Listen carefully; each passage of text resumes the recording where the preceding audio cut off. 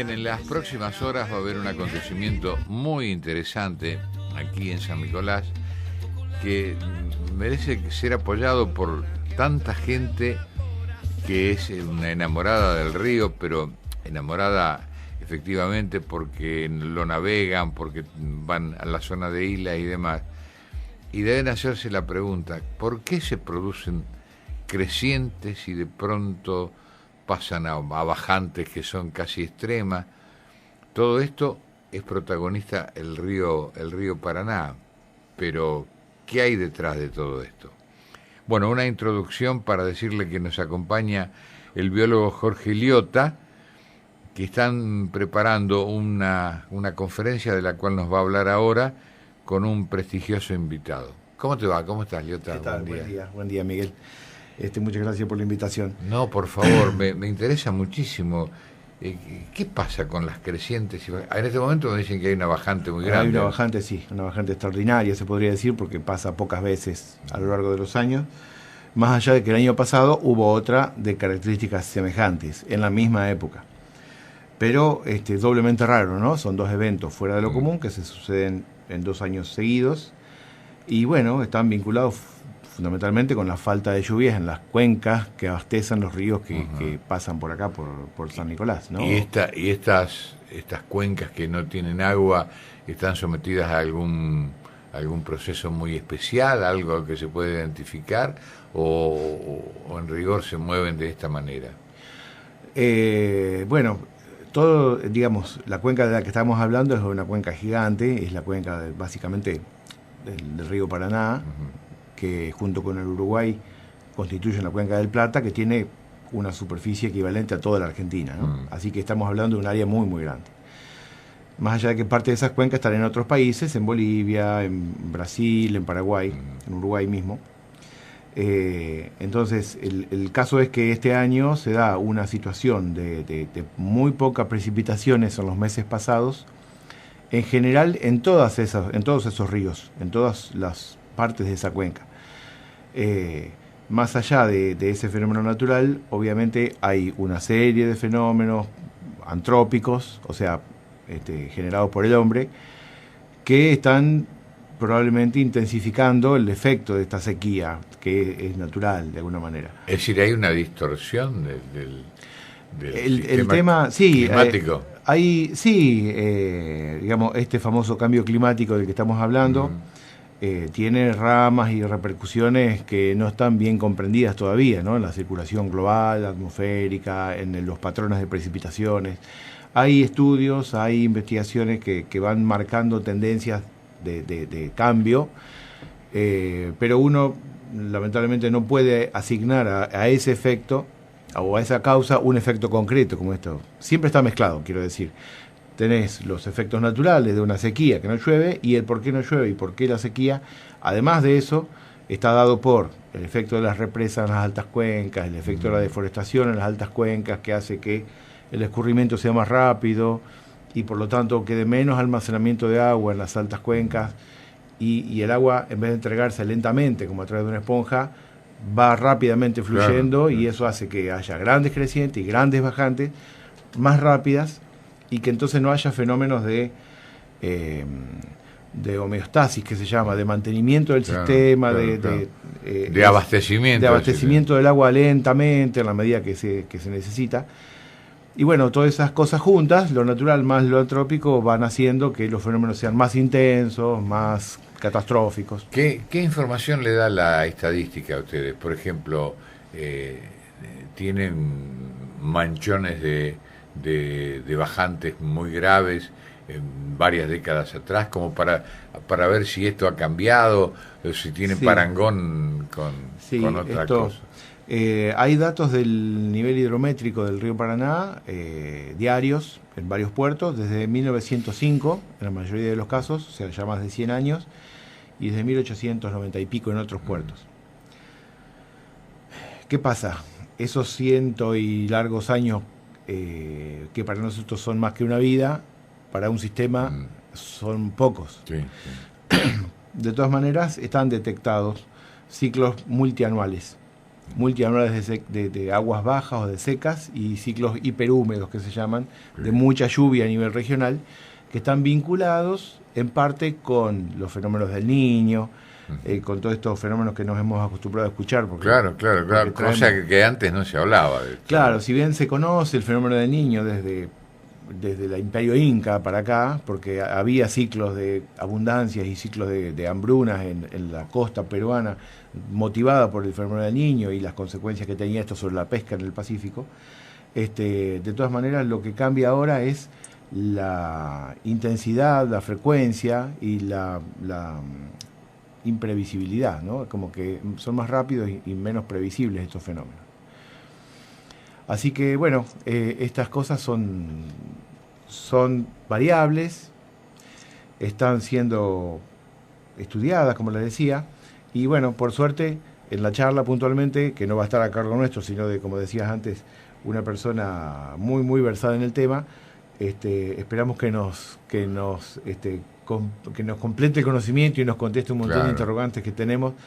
La persona que viene es un ingeniero que se llama Juan Borús, que es un representante del Instituto Nacional del Agua, que es la organización nacional que se encarga de todos estos temas, y en particular es responsable de una subgerencia dentro de ese instituto que se llama Sistemas de Información y Alerta Hidrológico de toda la Argentina, en particular de la cuenca del Río. Es alguien bien informado, bien capacitado. Es una persona, ¿no?, que hace muchos años que está trabajando y conoce muy en detalle no solamente el delta, sino el conjunto de la situación hidrológica del país y los cambios que ha tenido. Así que yo, que te voy contestando un medio de oído estas cosas que me preguntás, también estoy contento de que podamos traer a realmente un conocedor del tema, ¿no? Una primera figura dentro de su tema. Sí, que es muy demandado. Y es muy demandado sobre todo en las crecientes, porque claro, si bien las sequías producen inconvenientes en la navegación y una serie de cosas, las crecientes son mucho más graves porque afectan al inundar a poblado. Claro. Es más grave socialmente. El desarraigo inclusive de la gente que está viviendo en la costa. Este ingeniero Ború siempre es muy demandado en épocas de crecientes, porque lo llaman de todos lados para que explique qué es lo que pasa, cuándo va a bajar el agua. Ahora con la bajante no estaba tan ocupado, entonces dijimos, Juan, es momento para hacer una charla y venirte para San Nicolás.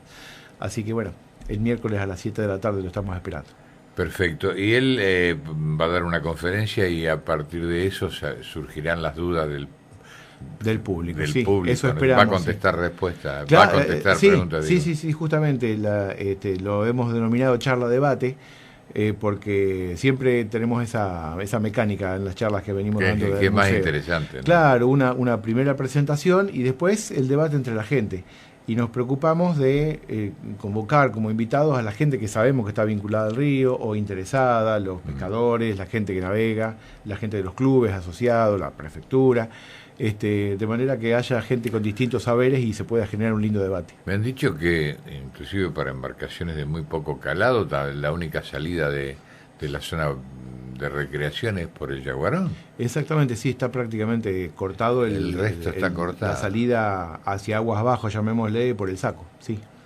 Claro. Está prácticamente cortado. Ahora, por lo que puedan haber ustedes apreciado, estudiado y consultado, acá no se atrasaron algunas obras imprescindibles como la de tratar de restaurar el cauce del río, no esperar que se amontonara tanto sedimento que llega un momento en que se achica, ¿no? Sí, yo no estoy al tanto de la mecánica de los dragados y ese tipo de cosas. Sé que tienen distintas jurisdicciones en el cauce principal del río Paraná, en la zona del puerto y en el Yaguarón, ¿no? Que es un curso menor que no está sujeto a una navegación. Pero que le resta un montón de económicamente también. Sí, claro, genera dificultades y contratiempos y aumento de costo de combustible para quien quiere salir con una embarcación menor por el Yaguarón, tiene que hacer un montón de kilómetros más de acuerdo a donde se dirija, ¿no? Sí, siempre el tema del río es complejo. Y año a año va cambiando, porque una creciente y una bajante cambian los flujos de agua, cambian los patrones de sedimentación, de depositación, y uno, si no tiene una batimetría bien hecha, se encuentra con los problemas Claro. Al momento que ocurre, ¿no? Encallar a veces, Claro. con el peligro que eso implica. Sí, sí, claro. ¿Qué pasa con los verdaderos habitantes del río cuando hay estas sequías, que son los peces? Ajá. ¿Esto afecta a la reproducción? ¿Cómo es esto? Mira, sí, es interesante. El otro día conversábamos con un colega que trabaja con fauna terrestre de la isla, con ciervos puntualmente, y comentaba ella, porque es una investigadora, claro, las crecientes a nosotros nos producen grandes problemas con el ciervo, porque se cortan las rutas de comunicación entre las islas, y no los albardones, y tienen problemas con la reproducción. Y yo le comentaba después que es notable que la misma situación que vos planteás con las crecientes para el ciervo pasa con las sequías para los peces, porque Claro. uno tiene que mirar al sistema desde abajo del agua para entender qué es lo que sienten los peces. Claro.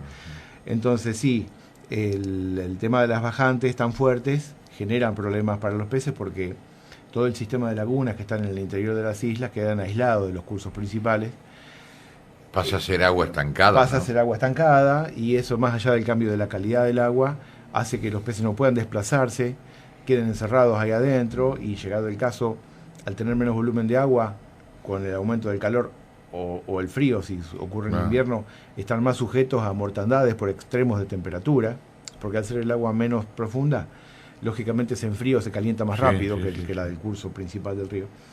Entonces, bueno, ahí hay una serie de efectos. Y esas son verdaderas trampas que la misma naturaleza hace, ¿no es cierto?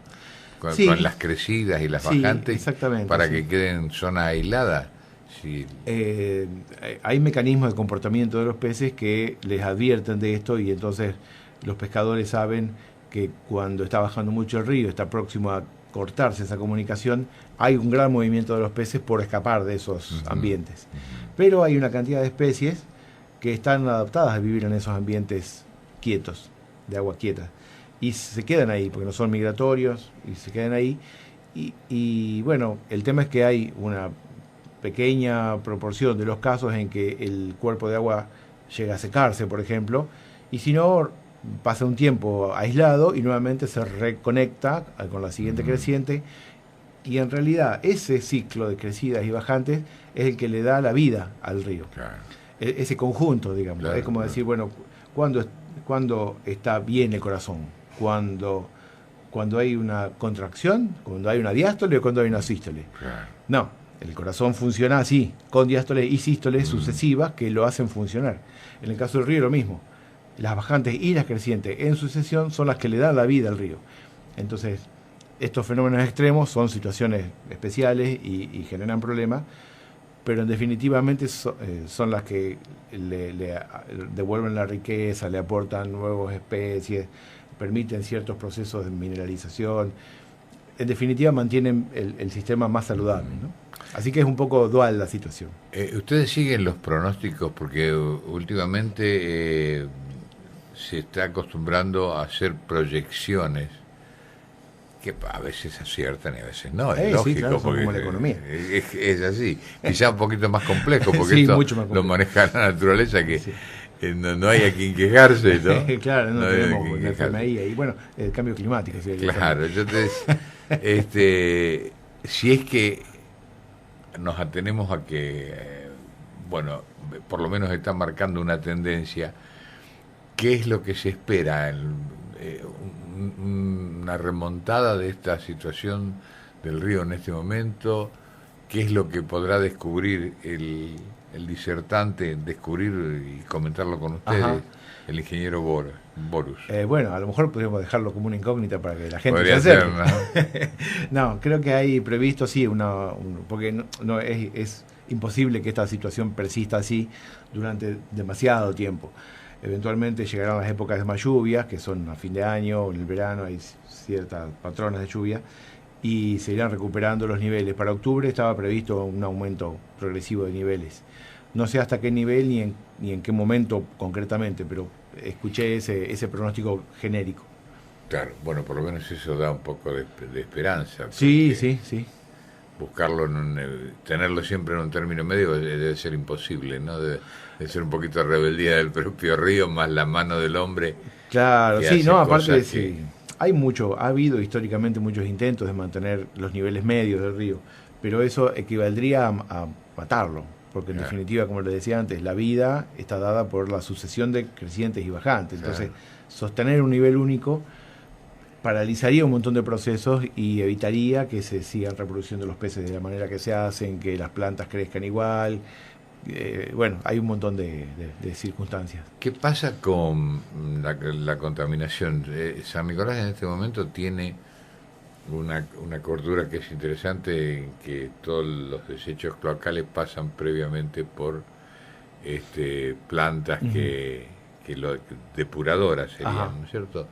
Pero yo sé de otras ciudades que hay cuantas hay que están sobre la barranca del río y que Liberan todos los todo efluentes. liberan todos. Bueno, forma parte de los impactos de nosotros como personas sobre el ambiente, puntualmente del río. ¿Y eso en la fauna impacta inmediatamente? Eh, lo que tiene de bueno el río es que su caudal es tan enorme que alcanza a diluir, por un lado, los residuos que podemos Mm, generar las personas. Esto es rapidísimo en una pequeña localidad, y es más complicado en una enorme ciudad como puede ser Rosario. Pero cuando uno habla de que están pasando, ahora con la bajante, están pasando 10 millones de litros de agua por segundo en el río, eso da la pauta de la importancia de la importancia que tiene el río y de la capacidad tanto de dilución, en el sentido de bajar las concentraciones de esos contaminantes, como de purificación, porque en definitiva, si hablamos de una contaminación que es orgánica, mm, el río tiene gran capacidad de metabolizar esos residuos y sí. transformarlos. Tiene sus recursos Tiene su propios. recurso de autodepuración. Lo mismo con ciertos o con la mayoría de los productos degradables que se emiten al ambiente. Más difíciles son las circunstancias de los metales pesados, de los contaminantes orgánicos Mm, poco degradables, todo lo que tiene que ver con cuestiones agroquímicos, mm. residuos industriales. Todo eso Que va vos sabés quedando y que se va englobando. con cierta frecuencia hay alguna alerta de peces muertos y sin que haya, por lo menos a la vista, algún fenómeno. No están pasando ni por sequía ni por inundación y han aparecido. Yo me acuerdo de un caso en la zona de Ramallo, por ejemplo, que Ajá, preocupaba muchísimo. ¿Se sí, logra llegar a conocer qué elementos han provocado han eso. provocado eso? Mira, se puede lograr, sí, nosotros mismos hemos participado en algunas mortandades de ese tipo. Y te puedo decir que de las que hemos trabajado, algunas han sido claramente cuestiones naturales, otras han sido claramente eventos de contaminación puntual, Mm, un efluente, un derrame, una situación particular que ha provocado mortandades a veces muy masivas y otras veces es muy difícil llegar a una conclusión. ¿Por qué? Porque hay que estar muy preparado para ir rápidamente al sitio de la mortandad y poder evaluar las condiciones reales del hecho en sí. Porque la mayoría de los casos pasan en un ambiente en el que el agua corre, mm. el río, salvo que sea una laguna donde está estancada, que uno se conserva un poco más la presencia de una sustancia contaminante, vamos a suponer. En el río corre el agua y a veces pasa que hay un evento puntual de un efluente, que a veces es una noche, porque el que lo larga sabe que va a veces a provocar un problema. Y cuando uno va, ve los peces muertos, pero hace una muestra de agua y ese agua no tiene contaminantes. Pero claro, el agua que provocó la mortandad ya pasó Ya y pasó, ya se claro. diluyó y ya se metabolizó. Entonces los peces quedan muertos o afectados y si uno toma exclusivamente muestras de agua, no llega a tener el resultado. Y aparte que son muy caros los análisis, ¿no? Porque, ¿qué hace uno? Entonces hay que tomar muestras de los sedimentos, que tienen un poco más de memoria en ese sentido, Mm, y de los propios organismos, de los peces que están ahí afectados. Tampoco puede uno tomar muestras de peces muertos ya hace mucho tiempo, porque los fenómenos de descomposición enmascaran los procesos que dieron lugar a la muerte. Ya no es lo mismo, ¿no? Tiene que trabajarse sobre peces moribundos, que estén afectados pero vivos, como para que no haya contaminación secundaria de ese tipo. Y todo eso implica que uno tiene que estar cerca del lugar, porque si pasa un día o de un día para el siguiente se encuentra uno con el caso, es muy difícil. En este momento se está haciendo se publicó un protocolo de acción frente a mortandades de peces que elaboró el CONICET, una red de seguridad alimentaria del CONICET, junto con otros especialistas, entre ellos el Ministerio de Agricultura, con protocolos para toma de muestras de agua, para a dónde derivarlas, una serie de parámetros para asegurarse que las cosas se hacen bien cuando se hacen. Persiste obviamente la dificultad de llegar, de tener los medios, perdón si me extiendo demasiado, pero un funcionario, un agente, un inspector que le digan, che, tenés que irte a San Nicolás a ver una mortandad que hubo, pero el inspector provincial está en La Plata. Entonces, cuando le dicen eso, tiene que decir, bueno, a ver si consigo una camioneta y un chofer, y si me dan los viáticos, y si consigo las muestras, y si consigo los frascos, y si los frascos tienen el ácido que tienen que tener adentro. Una semana como mínimo. Y cuando llega acá, ¿y qué pasó? Ya pasó la mortandad. Entonces, es muy complicado, salvo que haya un buen mecanismo de planificación y de previsión de estas circunstancias, y a mi juicio un sistema distribuido de reacción, ¿no? Y alguna comunicación directa, más ágil. Claro, exactamente. Hoy en día con un celular, con un WhatsApp, sería tanto más rápido. Bueno, se están trabajando en varias iniciativas de ese tipo. Hoy por hoy no son funcionales totalmente, pero la tecnología ayuda en ese sentido. Esa contaminación que llega a los peces, ¿se puede transmitir a las personas también? Sí, ¿Hay pruebas de eso? Sí, claro. Hay un fenómeno que a nivel global, y ya tiene 50 años por lo menos, en Japón pasó un fenómeno de mortandades de personas. Murieron cientos de personas a raíz de comer pescado que estaba contaminado con mercurio. Claro. Se llamó eso el caso de Minamata, de la bahía de Minamata. Me acuerdo del caso, sí. Bueno, ¿qué pasaba? Los peces estaban comiendo, los peces que la gente comía estaban comiendo a su vez componentes de la cadena que estaban contaminados con mercurio. Entonces se contamina con mercurio el plancton, que es el que se come el pez más chico, y al comerse el pez más chico, todo ese plancton contaminado acumula todo lo que se comió. Es decir, el mercurio no se libera, sino que se va acumulando. Y todos los peces chicos que se come el pez grande están acumulando todo el mercurio de todos esos. Imagínate que es un fenómeno de biomagnificación que se llama. Eso es digamos, prioritario exclusivamente en ríos, o también se da en los mares este fenómeno. Ese fenómeno es universal, digamos. Sí. No es universal para todas las sustancias, porque hay sustancias que sí se metabolizan, que sí se liberan, y entonces no se dan esos fenómenos de bioacumulación. Pero cuanto más pequeño es, debe ser más grave, ¿no es cierto? Cuando más pequeño cuando más pequeño es la zona. Bueno, sí, produce, si está concentrado en un espacio, sí. Antes que terminemos esta nota, nos preocupó mucho siempre saber que había etapas del río que mostraba la existencia superabundante, a lo mejor me excedo en el calificativo, de los famosos ratones colilares. Sí. Estos que son responsables, según dicen, ¿no? De un contagio virósico muy importante. Sí, claro, sí, de antivirus. De varias. De antivirus de una variedad. Por ejemplo, me contaba gente del Chubut que el problema de ellos que no nevara en las zonas que estaban esperando es que ya está floreciendo una especie que es de la cual se alimentan estos, entonces bajan de la montaña a montones, ¿no es cierto?, en busca de ese alimento que creo que está en la flor, no recuerdo cómo se llama. Sí, son los frutos de las cañas en realidad. Claro.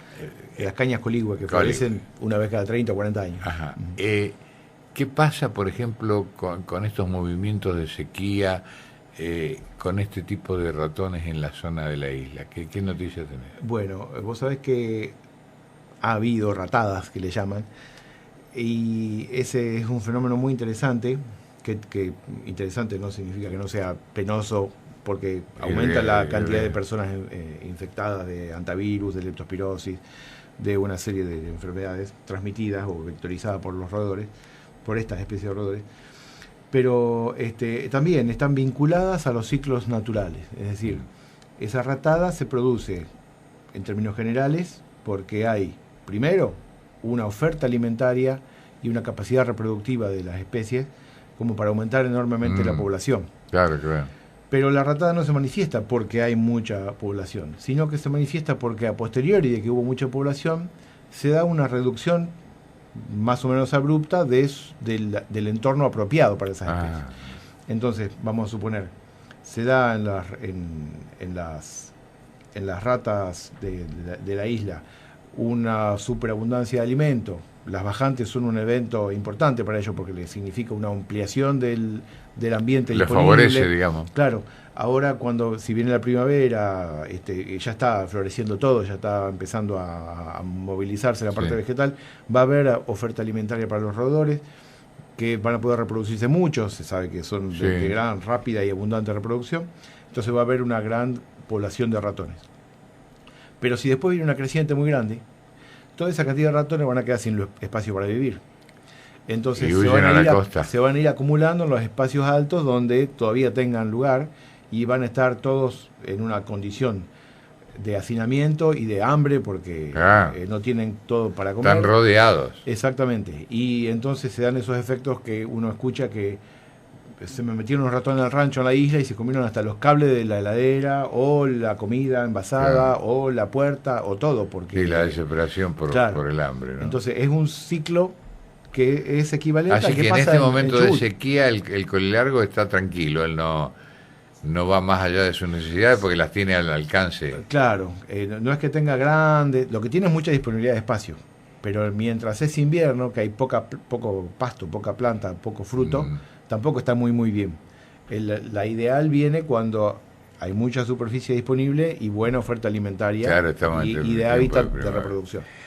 Bien, tenemos que cerrar, pero quiero que recuerdes lo que va a pasar, que era el motivo de esta entrevista, lo que va a pasar esta semana, que es muy importante, a qué hora va a ser, dónde y cómo se accede. Bueno, la charla, que se va a llamar Crecientes y Bajantes en el Delta del Paraná, puntualmente, va a ser el miércoles 2 de octubre, este miércoles que viene, a las 19 horas, pero recomendamos, si pueden, ir un ratito antes y darse una vuelta por el museo para que se vea. Es en el mismo ámbito del museo. ¿Dónde es esto? En el Colegio Don Bosco, en calle Don Bosco 580. Se entra por la puerta del Colegio Don Bosco, la conocida. Ahí se va a estar indicado cómo acceder al museo, que es en planta alta. Y aprovecho para avisar a aquellos que tengan dificultades para subir las escaleras, que está el ascensor disponible para las personas que puedan querer ir y tengan dificultades. Que no puedan subir por una escalera. Así que va a estar a cargo del ingeniero Juan Borús, que es un especialista en hidrología, en particular del Delta, del Instituto Nacional del Agua. Y bueno, calculamos que un par de horas vamos a estar conversando y debatiendo a partir de lo que... Y un ida y vuelta también. Sí, la idea es esa, es generar un ida y vuelta, porque hay muchas dudas, muchas preguntas y muchos conocimientos empíricos por parte de la gente, que siempre son muy bienvenidos por los especialistas que tengan... Los especialistas de más alto rango, en general, tienen la humildad y la perspectiva suficiente para nutrirse del conocimiento empírico de la gente. Claro. Porque no pasa en el campo también, ¿no? No hay un conocimiento científico superior y un conocimiento popular inferior. No, son todas formas de conocimiento igualmente valiosas y que más valiosos se hacen cuando se ponen en juego juntos. Claro. Así que se unen las experiencias. Y nos consta que el ingeniero Borús es de estas personas, así que va a estar muy contenta de poder conversar y debatir con los asistentes. ¿Esto ocurre entonces? Miércoles 2 de octubre, 19 horas, Colegio Don Bosco 580. Bien, ha estado con nosotros el biólogo Jorge Liotta. Gracias, Jorge. Gracias por la invitación y bueno. Que tenga mucho éxito con esta organización. Gracias, ojalá que sí.